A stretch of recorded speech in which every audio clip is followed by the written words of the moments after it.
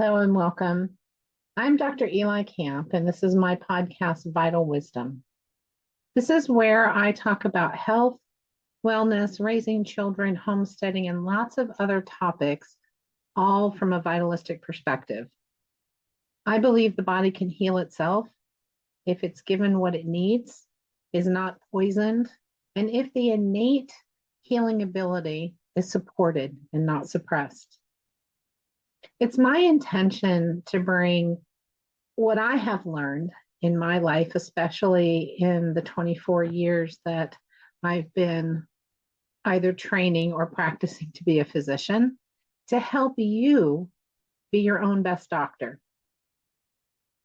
This episode is part of a 12-part series where I and one of my mentors, Dr. Letitia Kronenberg, talk about what we call the axioms of naturopathic medicine, of holistic medicine, really, of vitalistic medicine. Each axiom can really be thought of as a law of natural healing, and they guide a naturopathic doctor in the practice of their medicine. They're not often discussed, but they're critical for understanding how the body becomes and stays healthy. Or on the reverse side, when they're violated, how a body shows signs of illness. Thanks for joining me and enjoy the episode. Hi, everybody. Good morning or afternoon or wherever you're at. Yeah. Good morning. So we're talking about the axioms of naturopathic medicine.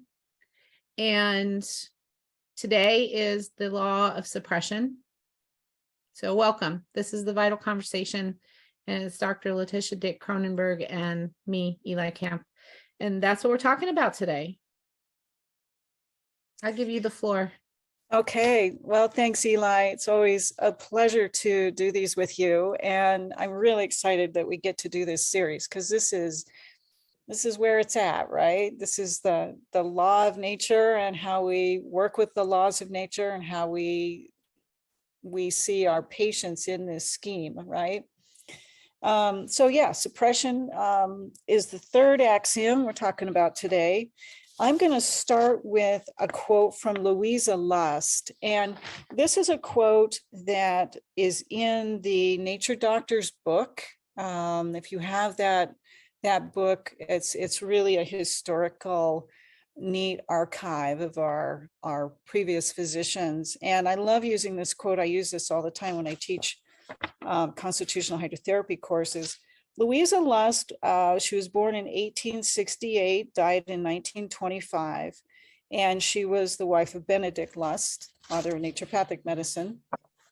And the quote from her is, "When there is fever of any kind, the vital force is trying to get rid of the poisons. Give the patient an enema of lukewarm water and a tea of rhubarb powder once daily. No solid food whatsoever. Give the patient an ablution of cool water every hour. Normal function of the organs will take place and the fever will stop. It is the poison and the toxins in the system and the foolish medicines which kill, not the fever. Fever should never be suppressed." So we suppress so many things in our world these days, and it's such a common, it's almost like ingrained in the American model that if a mother has a child that has a cough, give something to stop the cough. If there's a fever, give something to stop the fever. If there's a headache, give a pain reliever for that.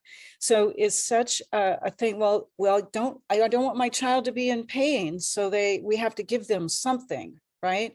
Rather than supporting the body to naturally come back into balance and naturally heal.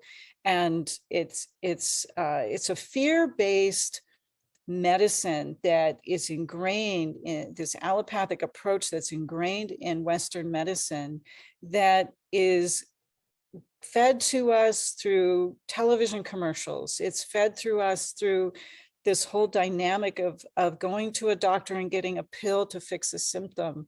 And it's so suppressive and injurious to the metabolism. But I thought that quote from Louisa, was just really pointed and just real basic. Oh, it is. It totally sets the stage. I mean, if we had to define the law of suppression in a sort of sentence, I'll tell you what mine is, and then you can enrich it because I Okay. know it will happen. So when I'm trying to explain it to people, I'll say, well, it is really anything that opposes the healing attempts of the body.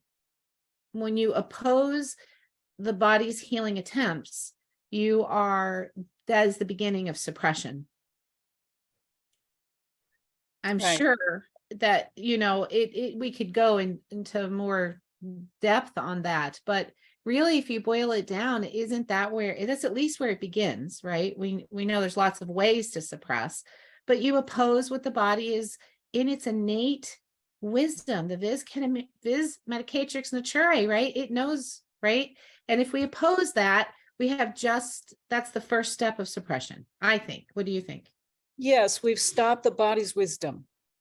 The body is wise. It's doing these things on purpose. It's bringing up that fever. It's bringing up that whatever that part of the discharge needs to happen to return to normal health. It has to do that. And it's going to try to do it again and again and again. So the more you suppress it, the stronger, if the vital force is still strong enough, it will react again. And the fever will rebound. We talked just before the call here, you were talking about a situation like that. You want to expound on that a little? The first time we talked, or right before we went live? I forgot. I don't know. It was about, we were talking about a fever situation and yeah. Okay. giving the homeopathic remedies. Where you give, so when we give a homeopathic remedy, or we do any modality that is considered vitalistic, right? We're assisting the body. So you give a remedy, you're going to see the temperature go up. Is that what you're talking about? Yep. Okay. So we see the temperature go up a little bit. It's not going to spike, right? But it goes up a little bit. And then when the body's ready, right? It's going to do whatever it needs to do to address whatever that fever has elevated, and it's going to bring it down naturally. And then it may stay normal, or it just may be less than it was. And at some point, you're going to have to possibly intervene again, likely intervene again. When do you do that? Yes. Well, you have to let the body finish its work. If you intervene too soon and try and stimulate it to do what you think it should be doing in that moment, you are going against the body's the wisdom. Yeah. And we know that we can suppress with our natural modalities. We can suppress with herbs, and we can suppress with homeopathic medicine. So you need to be wise and follow the body's cues as to what you need to do. And that takes more effort than an allopathic doctor going, oh, here's a script, and walking away. I mean, you have to be really with that patient and understanding the case and understanding what's going on with that situation, especially if you have a child with 104, 105 fever and meningitis. So it's imperative to understand our medicines and understand these laws so you know how to work with them. Yeah. I think that's a big thing that you just said. If you don't know what the body is supposed to do in this healing attempt of its own, like, what does that look like in clinical practice, or what does that look like in real life? You have to see that at least one time, preferably many. This is what I found. Until I saw it that first time, I understood what we were supposed to be doing, what we were supposed to be looking for, what we weren't supposed to be doing, but it wasn't tangible to me until I saw things get a little worse till I saw exonerative discharges, healing discharges, where I saw the body look like it was returning to normal and then go through another wave. Because, I was watching people who are really ill, and that's just how we heal, a layer after layer after layer of suppression. And it wasn't until I saw that the first time that I was like, huh, so that's what this is all about, right? I'm helping the body. So then I had to learn, what are the healing actions of the body? What do I see that tells me the body's healing? Well, can I go back to that idea of the model in the America, especially in the United States, why it's so marked? So it'll be quick, because I know we want to talk about cases too, but I think it is so marked here in the United States because it's fast and easy. Suppression gives you immediate results. Right. And I think this is why Pasteur became, other than the fact that Pasteur was favored by the King of France, and you don't irritate the king's friends, but this is why he was so popular. Even though he held no credibility with his peers, he was not admitted to the Academy of Science till the end of his life. He had very poor peer review, and he left a trail of illness and disease behind him wherever he went. Just read about the early days of TB and the early days of trying to get the huge grapevine infestation under control in France. Pasteur was in the middle of that, along with Béchamp. So we can compare Pasteur to Béchamp. He was an excellent scientist, held in high esteem by the Academy, and he seemed to follow behind Pasteur, cleaning up his messes. He was there to help clean up the TB mess. He was there with the grapevines, and he fell by the wayside because he was a scientist. He wasn't an activist. He was, and because he was at odds with Pasteur, the king did not smile on him. And I think Béchamp's conclusions put the responsibility for remaining disease-free on the person and not the bugs floating around, which are always there, like Pasteur did. So I think that's how we got here. Yeah. Yeah. Suppression is quick and easy. It's miraculous. You take this drug and the symptoms automatically go away. And wow, isn't that cool? And look what we can do with these drugs. That doesn't bring resolution of the disease and healing. Exactly. Yeah.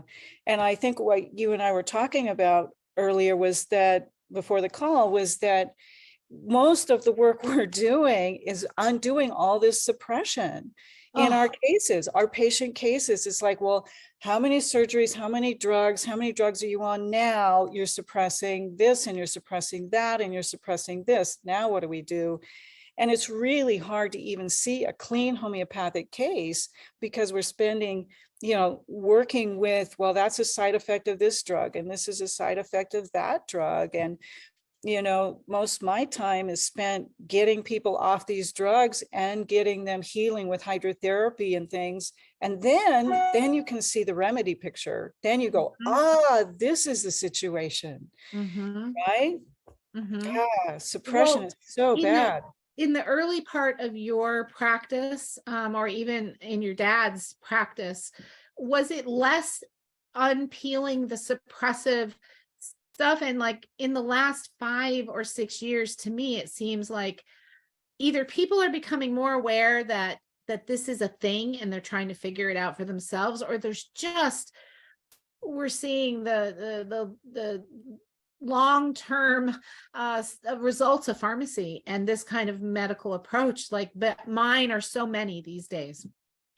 Yeah, when my dad was practicing, things were pretty clear cut. I mean, people would come in maybe with chronic stuff that wasn't cleared by antibiotics. They still had infections and problems, and the antibiotics didn't work, or a few things like that. But, people weren't chronically taking antacids and weren't chronically taking antidepressants and weren't chronically taking all these other drugs.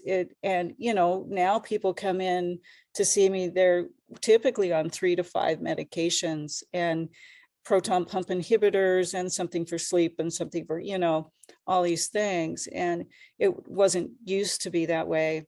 I want to go back and say something. You triggered a memory in me when you said something about infections. I don't remember. Anyway, let me go into this diatribe here. So my dad had it, or when you see it, when you actually see it for yourself as a doctor, Yes. it's like when that happens, it's like, okay, I get it, right? And so here is my get it moment. Well, my dad had a case he would lecture about. There was a girl who was marching in a high school band, and she had a blister on her heel. Well, it became septic. And when he saw her, she had a red runner up her leg. And so he started treating her. I think she'd taken an antibiotic and it hadn't worked or something. Anyway, so she comes in for hydrotherapies. He gives her remedies. He packs the wound with black salve, a drawing salve, and she starts running a fever. Perfect, right? You expect a fever. So she starts running the fever and he says, now it'll heal. She'll be okay. And within like 3 days, the fever broke and the wound had nearly cleared up and the sepsis was gone, etc.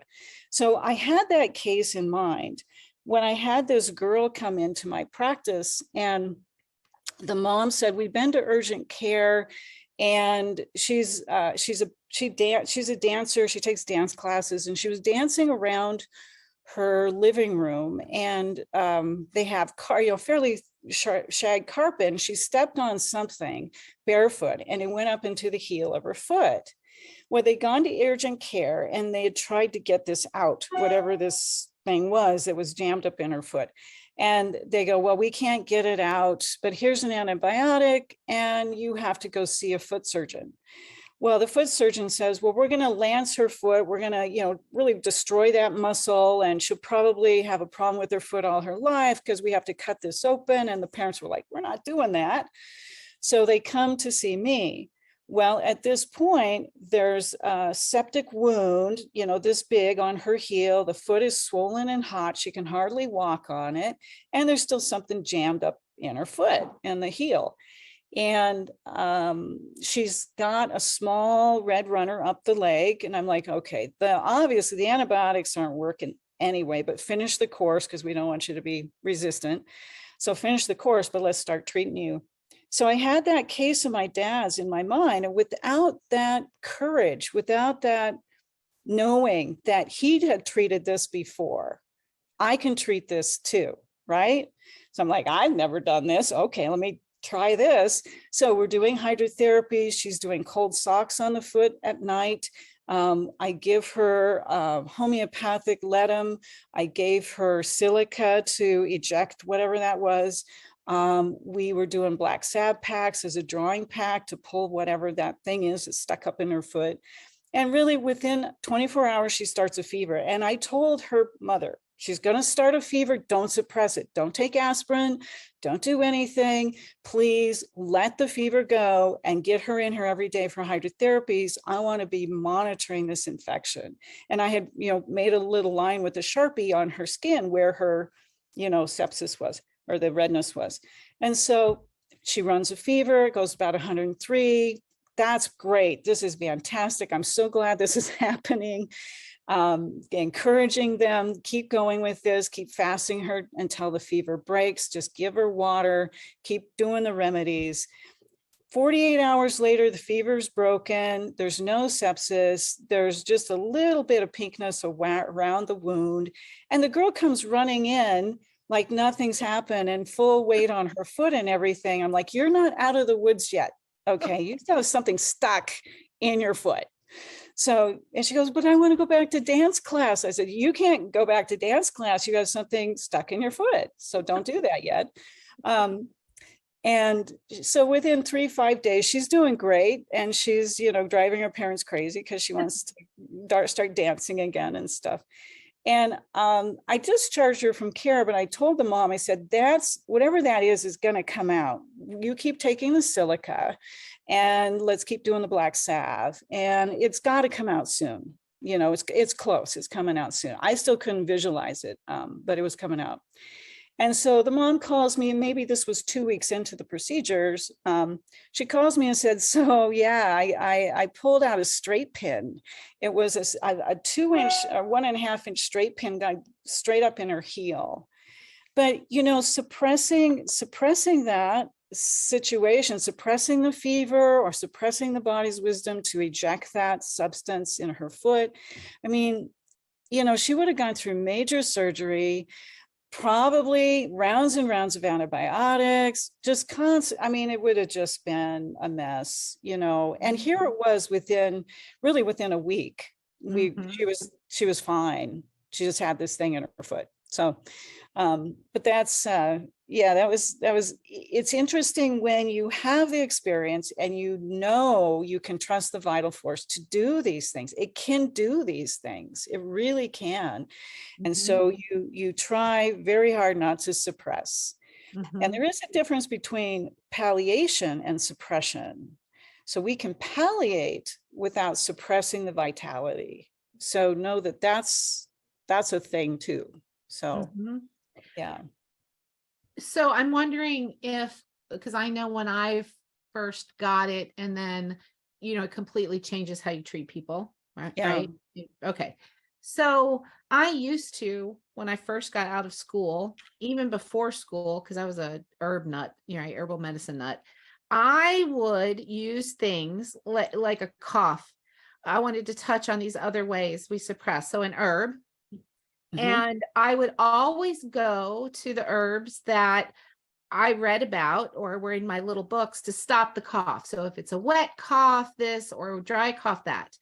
And then, of course, we learned herbs through naturopathic school and great conferences. And every once in a while, somebody at one of the conferences would say, you know, we're not really trying to stop the body from doing this. So when you choose your herbs, you want to support the body and what it's already doing. But that was just mentioned here and there. And it wasn't really until I started, you know, learning from this sort of vitalist crowd, the idea that, okay, well, if the body's coughing and trying to get rid of something, what kind of herb would we do, right? How can we support the body in expelling? Well, we thin the secretions so they come out more easily. We support the detox of the body. We, you know, make sure they're breathing. We make sure that they're the form and function, right, of their body there is supposed to be there. And it makes a huge difference. Coughs last, you know, less time. They resolve on their own because you allow the body to do it. Right. Yeah.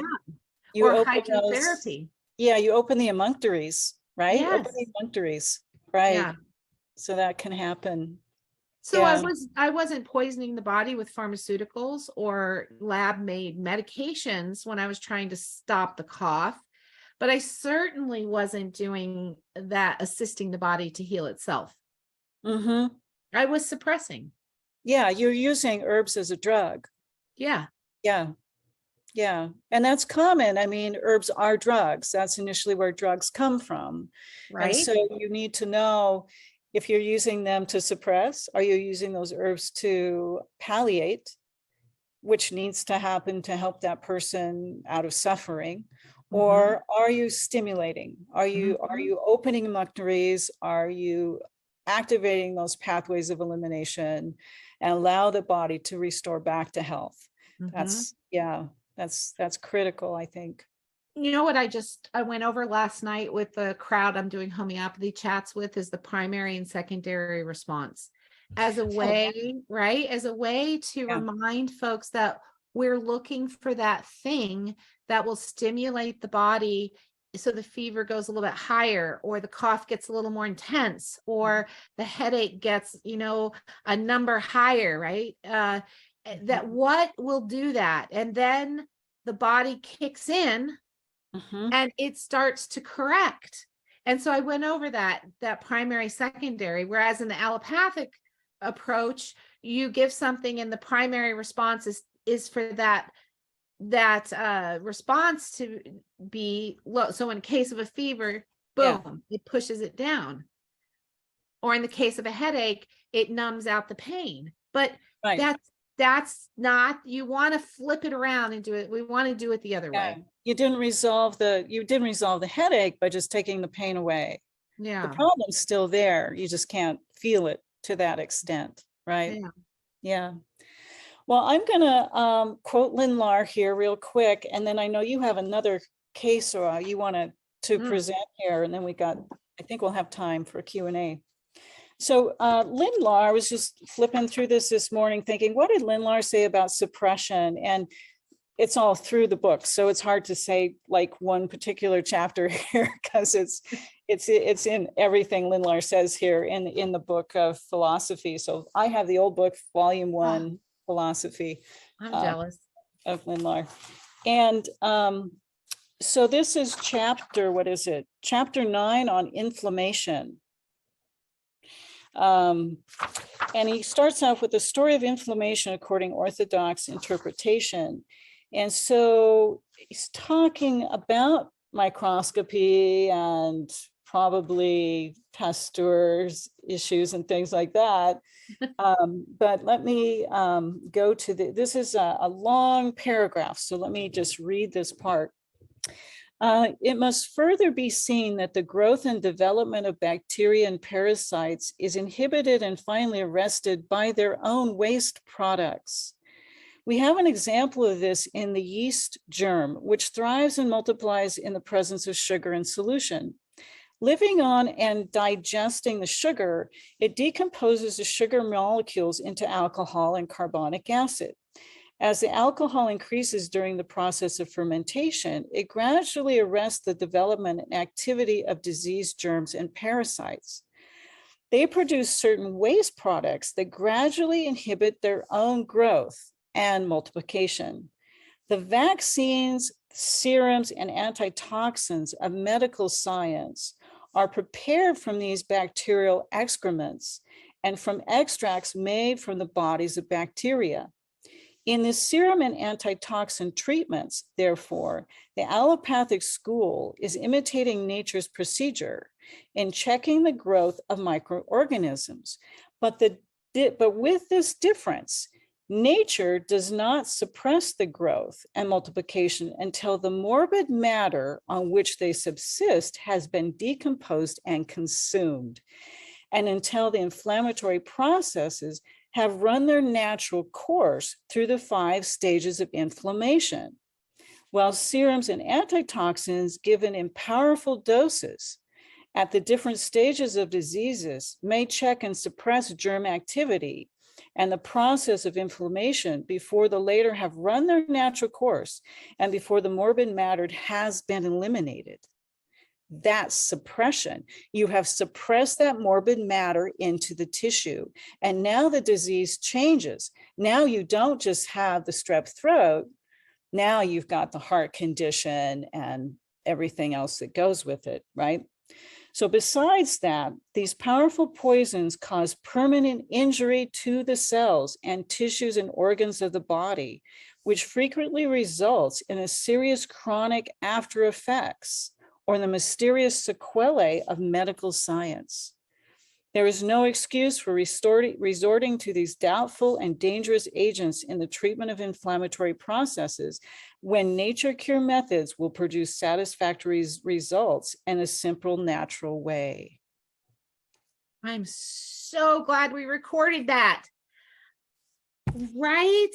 Lynn Lahr is amazing. I mean, that is exactly what happens. You cause the body to still, you stop the symptoms, but the morbid matter is still there. That toxemia is still there. And the body has to figure out what to do with it. And now, if it can't eject that through the emunctories, now you've got chronic inflammatory disease.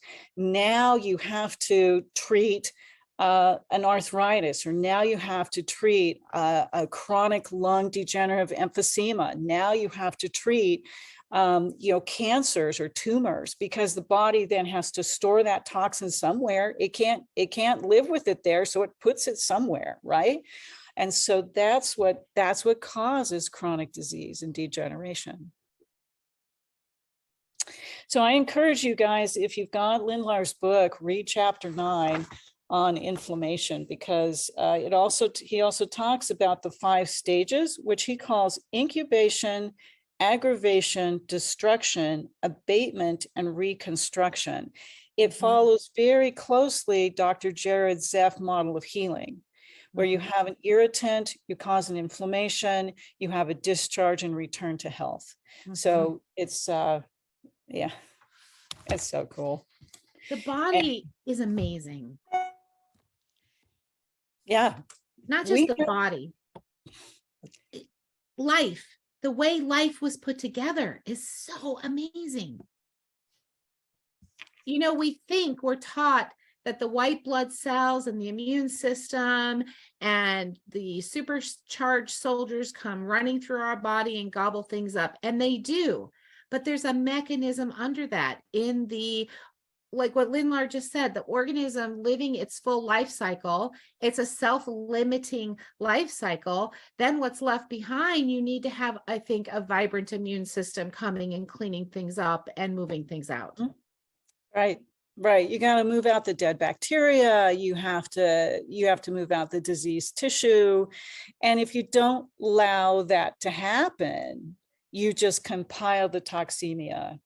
You just added to the weight of the damage to the tissues, and you have damage to the organs. So that's what starts that degeneration of the organ systems. Yeah. You've got to let the cycle happen. You have to let that resolution occur. Yeah. Should I do my case? Oh, yeah. Do your case. This is great. So, well, because I think you're probably gonna have stuff to say all throughout this that you've got my brain going and things I wasn't even thinking about when I did this case, and it was a successfully treated case. So this is a kid that came to me at 9 in seizures, and I've seen my share of seizures in my career, especially in kids, that you would think, what the heck is going on? Well, here's what happened. And this is just not too many years ago. So I'm very right in my vitalist paradigm. So, but they come in with seizures, and they're every day, and they're multiple times a day. There's no pattern. They just are there, and they've tried a number of different kinds of seizure meds at this point, as you can imagine. And, you know, they're talking about moving into more drastic things. So with this young age, there's this burst of people doing I've just gone blank. When you cut the brain in half, the callosum, you know, where they cut okay. And so he's got these seizures, and I sit down to take the case, and I'm like, okay, what are you still on? The meds, things like that. They had stopped everything because nothing was working.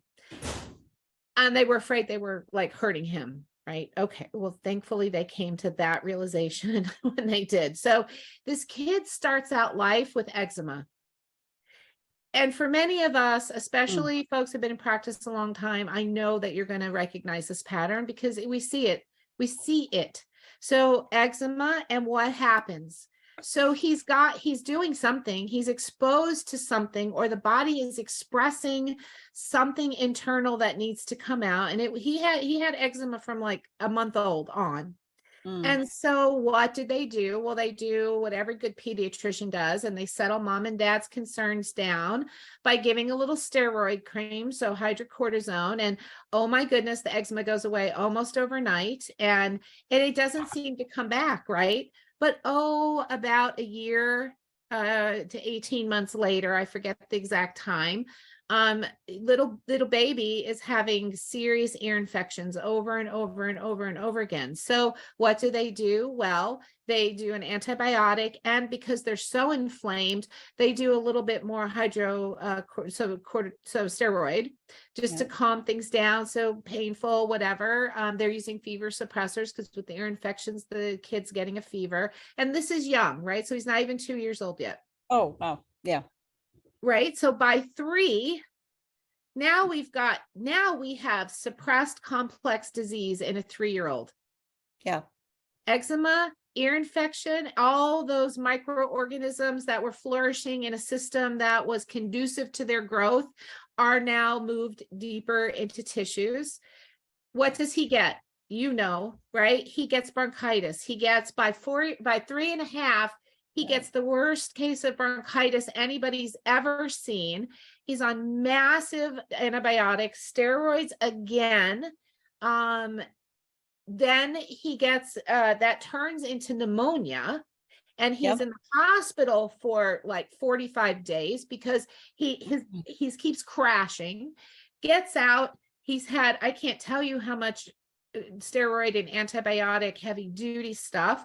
What is the next thing that happens? By 5 years old, this kid is diagnosed with IBS, and they want to put him on lifelong steroid treatment, right? Low dose. Right. Then he's in school. He started school and he's diagnosed with ADD because he can't sit still. Why? Because he's a partial person. He's missing most of his bacterial flora. There's so much disease deep in his body. He's finally diagnosed at 7 with severe depression, and they want to start him on antidepressant. As a 7-year-old. Yes, as a 7-year-old. Wow. It was approved. So Dad says, something's not right about this. I want to stop everything. Well, shortly after that is when the seizures start, and they finally found their way to me through however the universe works. And I said, we have a very severe case of complex disease, toxemia, and I believe we can restore your 9-year-old in way less than 9 years to a very balanced, healthy child. I think he was still very vital, right? And the journey back, I won't go into depth in that, but the journey back followed Herring's laws of cure. Yeah. To mostly, like, I think we may see something that has been going on deeply that's more important that clears first. Like, just the visible things don't always heal in the reverse order. You have to remember what you see started right deeper, right? We have to remember that. And so mostly to the laws of the backwards progression. His ADD, so his depression cleared really fast. The depression, still had seizures. I don't know at what level we made the disease so bad, the suppression and toxemia so bad that it kicked the seizures in, but the seizures did not go away first. It was the depression and the ADD and an improvement in the IBS, the bowel function overall. Like that's when the seizures started to resolve, and it took a few months. Yes. And then he got bronchitis. It didn't turn into pneumonia. It did. And then his ears, which had tubes in them, just wicked ear pain for 3 or 4 days, even though the ears looked normal. And then he had eczema for almost 3 months. And let me tell you, walking the parents through these stages, because he was cured of eczema when he was a baby, and now you've brought it back. And I was like, exactly. He wasn't really cured. It was just suppressed to a deeper level. Yes. Yeah. So I did a follow-up today. Yeah. Oh, good. Yes. So I called them. It's been a couple of years. No seizures, no eczema, no sinus stuff, no ears. This kid is zooming along and takes his remedy once in a while if his life gets stressful. Oh, that's fantastic, right? Hydro, Carol, you ran the test for me years ago. Okay. Hydro at home, right? Minerals, did some nutrition balancing, and of course did a homeopathic remedy, which I couldn't get for probably the first 4 months of the case. Right. That's the problem, is the suppression is so deep, you can't see the symptoms. And a lot of times I'll have patients on the hydrotherapy table and they'll go, I'm having this thing. It was kind of like, this reminds me of when I had this other thing. Is it going to get like that again? I'm like, oh, wait a minute. Okay, what are your symptoms? Because now I can actually see a case. I can see a case, right? Right. Yeah. So they were believers. Mom has decided to go to naturopathic school.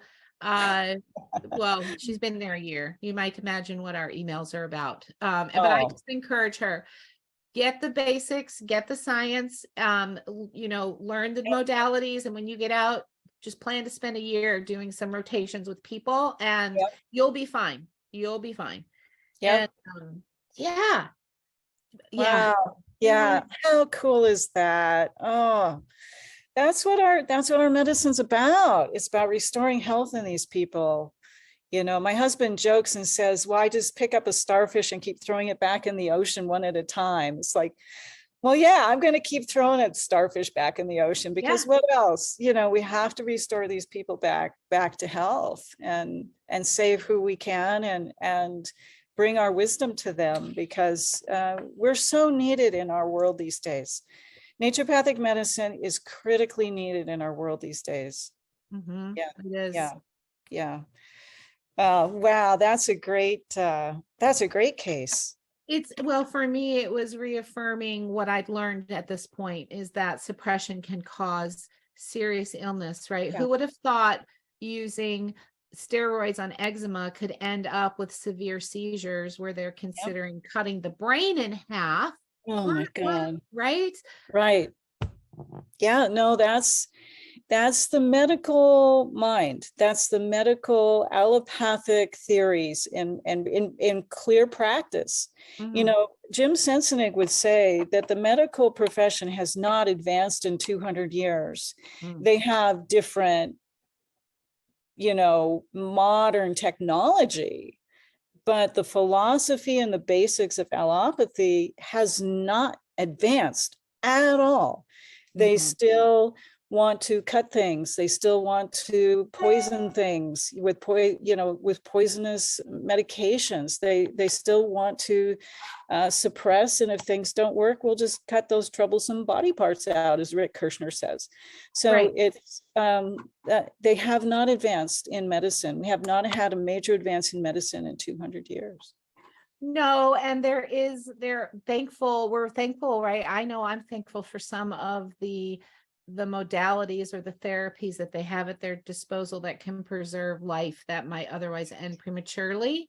It is amazing what they can do with open heart surgery. It is Yes. amazing what they can do with some of these things. I just had a little patient with a heart transplant. My Mhm. God, amazing stuff. But the technology has advanced, Yeah. but the philosophy and the modalities basically are the same. They just have fancier ways to do it now. Well, I'm hoping the butterfly effect takes over, and one of those starfish that you toss back in the ocean, or one of those, right? One of those people that I send home with a bottle of little white pellets that most people think are voodoo.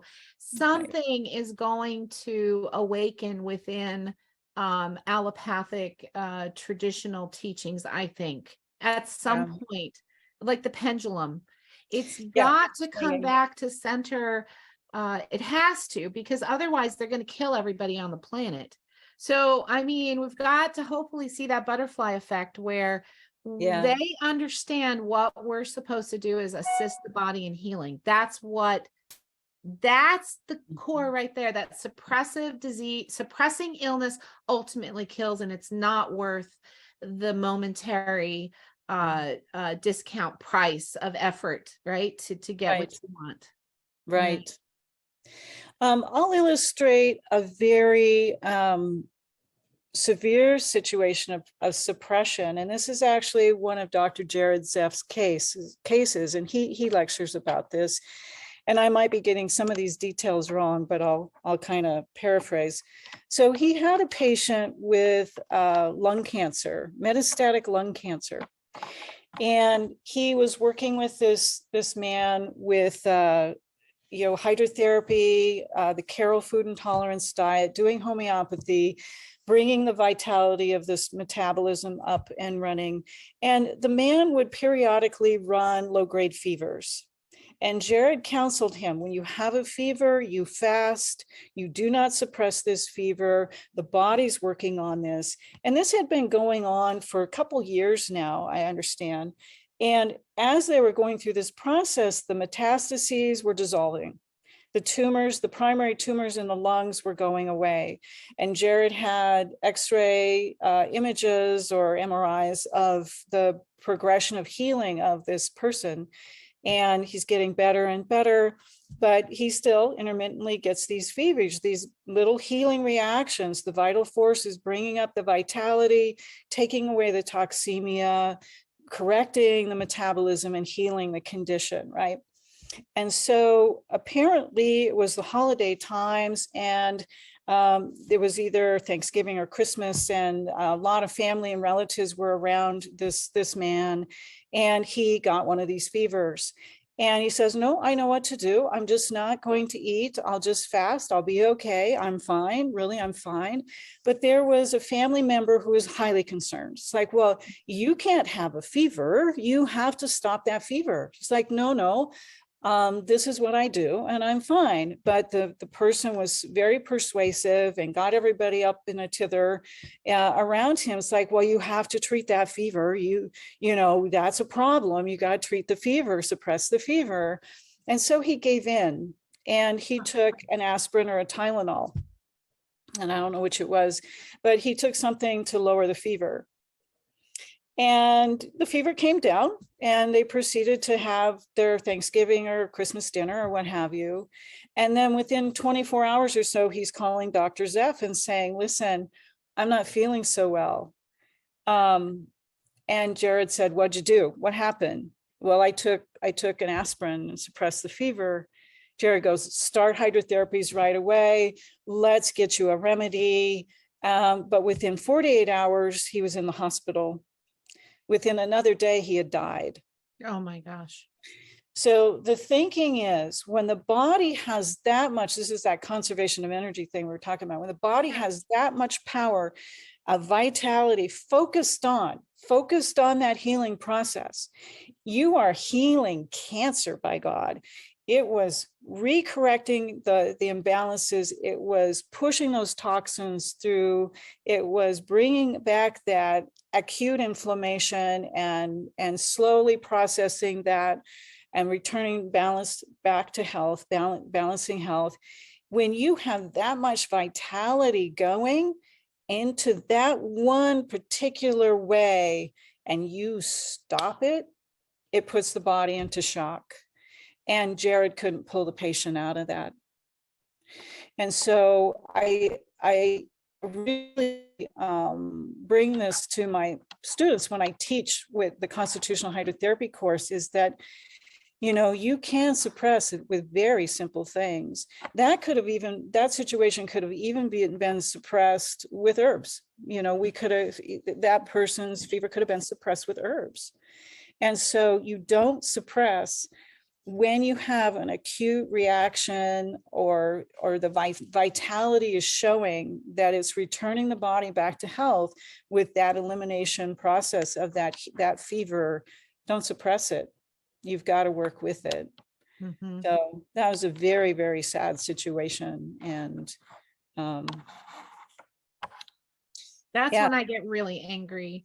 Yeah. That's when I get really angry at pharmacy companies, and when medicines become about money, and when even just the basic principles of how the body heals aren't taught to every single doctor, no matter what kind of medical school you go to. I mean, this is probably, what is this? The cost to come in me, the injustice of it. Yeah. Right. Right.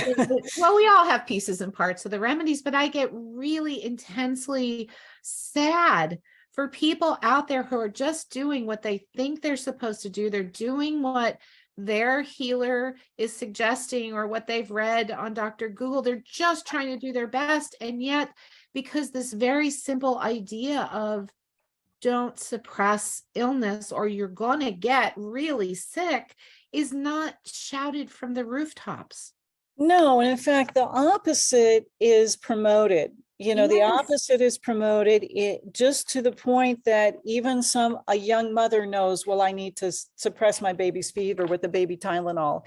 I mean, it's ingrained in Western medicine into our culture in the United States, not so much other countries, but here it's like, by God, you got to give that or you're a bad mother. You're right? a bad mother. So you feel, I'm not going to be a bad mother. I'm going to take care of my child. And that's what I do. And they don't know how bad that is. And they don't know that there's another way. They just don't know what they don't know. And so They think they're doing the right thing. And it's, our grandma's traditional care is gone. It's like, well, that's old stuff, whatever grandma did, that didn't matter, right? We know better now. We have this. I'm learning how to be Cherokee because I was not raised with the traditions and the beliefs. So I'm on that journey right now. And I just read a really cool little passage from its journals on the Trail of Tears. So the women who could write were in charge of documenting the journey. And there's this little paragraph about how a couple of the children got ill today. And so we did what our mothers taught us, and we wrapped them in a blanket and put them by the fire so that we could help the body. Yeah. Right? These words are looking at me and I'm like, this is the knowledge of our DNA. This is the truth, right? And they were better and they got better and they went on. What is that? That is assisting the body to heal itself. And they knew this. They knew it. Yeah, they knew it. And we've known it. It's just been kind of kicked out of us. It's like, well, science knows better. These drugs know better. It's all big pharma pushing the agenda. And we know it's not the germ, it's the terrain. And but it doesn't always bring that quick fix. It's like, well, we can stop a fever like this. Okay. Yeah, it's magic. That's what, and that's what Western medicine is based off of, is that quick fix, that quick magic. Yeah, magic. Illusion. Yeah, it's right. It's a magic trick. The delusion. Yeah. I wonder if anybody has comments or questions or thoughts. Oh, we should open up for quick questions. Yeah, we're at time for sure, but hey, anybody else want to say anything? Have questions or comments here? Eli and I could keep talking forever, so. I know, right? Right. I think I do have one question. Could you talk about a situation, like have there been any situations in either of your practices where you found that suppression was necessary? And if so, how did you come to that conclusion? Wow, was suppression necessary?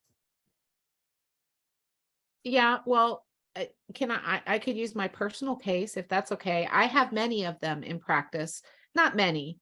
Well, 2018, right? I ended up in the hospital because I thought I was having an appendicitis attack and I just wanted a test so that I could figure out what remedy to take if it was appendicitis and all that stuff, whatever. It turns out I had a UTI, which they didn't tell me I had, and a kidney stone, which they did tell me that I had. And because I didn't know I had a UTI, I wasn't treating anything, right? I wasn't supporting my body with some good urinary herbs or anything like that. Well, I had a barbed kidney stone and it was tumbling down my urethra and it was nicking the inside of the tube. Well, I have this high bacteria count and now I have open source right to my blood from within inside the urethra. I went septic. And they sent me home with a bag of medications, whatever, which my husband was freaking out. He thought I was going to die. He just put them in me. And I was so incoherent. I was in and out of it, right? My platelet count was falling, all that stuff. So I ended up back in there with like a platelet count, very low. I don't remember now what the numbers were. And they had to put me on antibiotics. Like there were ways it could have been treated, but in Oklahoma, in Norman, Oklahoma, on Christmas Eve, there isn't anybody around that I could have gone to. I'm sure that I could have been pulled through with hydro. I think I could have been pulled through with the right remedy, because ultimately I think it was the homeopathy that Dr. Messer prescribed for me, which is why I'm still here, because I was in bad shape by the time he gave me that remedy. But I had already been in, they had put me on the IV antibiotics. They had put a stint in to try and let the stone come out. I mean, I don't even know what kind of concoctions I was on. It was awful. I had to sign special releases to be on some of these meds. So that was all suppressive. And the next 2 years of my life working with Messer, working with Sensenig, and doing the things I knew I needed to do, I had to undo all of that damage, but I wouldn't be here today without that. So that's an example from me. Right. Yeah, sometimes if you look at that therapeutic order, sometimes you need to do these things, and don't be ignorant of that. We often have to have people hospitalized. We have to do these aggressive therapies, whether they're right or wrong. Some of them are more beneficial than others. But what I always tell people is when you get out of the hospital, then you're coming to see me because I'm going to repair and rebuild your metabolism. So that's what you have to do. And last year I landed in the hospital for 4 days. Not a place I want to be, but it's what you have to do to get through the crisis at times. And then you come out of it and then you do our work, then you restore back to health. So that's the missing part that allopathic medicine doesn't talk about. They do the strong interventions, but they don't know how to support the body to do the healing, really. You just heal by accident, otherwise. So Yeah, thank you both.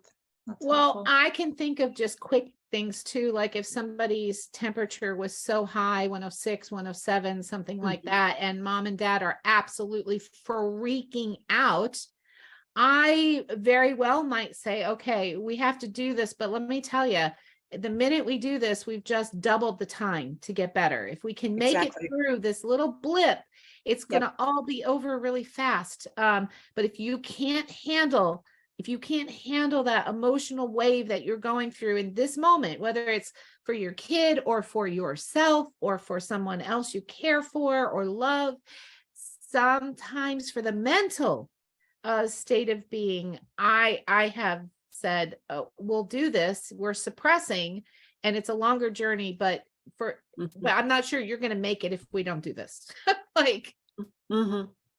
Yeah, there are times when you do suppress, but just know that you're doing it and you're doing it intentionally.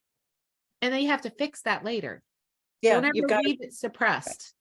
Right. Don't leave it suppressed. You've got to fix that. You got to heal, open those emunctories, and maybe come back to a little acute crisis until it resolves. Yep, absolutely. Gosh, did that hour go by so fast already?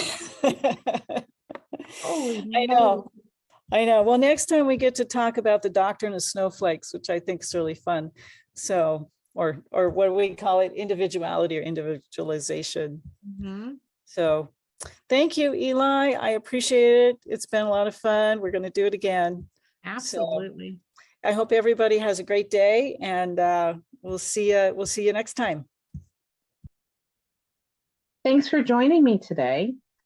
For those of you interested in learning more about the teachings that are offered at the Naturopathic Medicine Institute and becoming a public member, they have both free and paid, visit thevitalnd.org. For those of you interested in my books and other offerings, I get emails and texts from y'all all the time. Here's just a short summary where you can find them. The Unvaccinated Child is a book. It's a resource guide for parents and caregivers to navigate childhood illnesses in a natural and healthy way. The intended group was the unvaccinated population, but it turns out it's an important resource for vaccinated as well, since we know vaccines do not necessarily prevent the illnesses. Smoke Rings is a book I wrote to help smokers. It is judgment-free. It doesn't matter to me what choice you make in your life, but if you're a smoker, love a smoker, used to smoke, continue to smoke, trying to quit, it doesn't matter.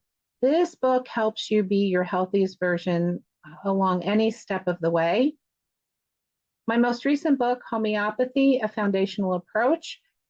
This is a great book for someone, whether they're a complete beginner or they're already practicing homeopathy. It starts at the beginning and guides you through the basics and into first aid and acute practice and prescribing, so you can start using homeopathy right away. My workshops and courses can be found at either ecampnd.com or longshadowsranch.net. Again, thank you for joining me. Thank you for your support and have a great week.